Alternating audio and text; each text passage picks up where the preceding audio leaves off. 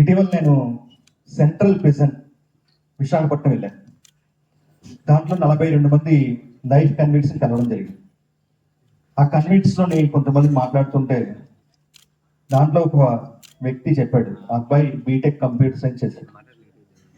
ఒక మంచి విద్యా సంస్థలో బీటెక్ కంప్యూటర్ సైన్స్ చేసి ఈరోజు 10 సంవత్సరాలు జైలు శిక్ష అనిపిస్తున్నాడు. అతను చేసి తప్పు ఏంటని చేసి నేను చాలాసేపు అతన్ని ఇంటరాక్ట్ అయ్యాను. చాలా కళ్ళనీళ్ళు పెట్టుకున్నాడు. నా భార్య పిల్లలు చాలా సఫర్ అవుతున్నారు సార్, చాలా బాధపడుతున్నారు. ఇటీవల కాలంలోనే చిన్న పాప కూడా పుట్టింది చేసి చెప్పడం జరిగింది.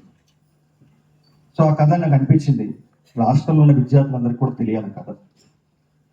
అతనికి ఒక ఫ్రెండ్ ఉన్నాడు. ఆ ఫ్రెండ్ ఇంకో 4 ఫ్రెండ్స్ ఈ అబ్బాయితో కలిపి 5 మంది ఒక పార్టీకి వెళ్ళారు. ఈ 4కి తెలుసు ఆ అబ్బాయి ఈ గంజాయి ఇటువంటి అలవాట్లు ఉన్నాయని చెప్పేసి, కానీ అతని ఫ్రెండ్షిప్ కట్ చేసుకోలేకపోయింది.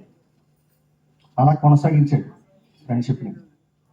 కొనసాగించడం వల్ల తమిళనాడులోని ఆ వ్యక్తి, ఒక వ్యక్తి ఎవరైతే ఫ్రెండ్ ఉన్నాడో తమిళనాడుకు సంబంధించిన ఆ వ్యక్తి తమిళనాడు పోలీసుకి సమాచారం మేరకు వచ్చి ఈ 5 మందిని అరెస్ట్ చేశారు.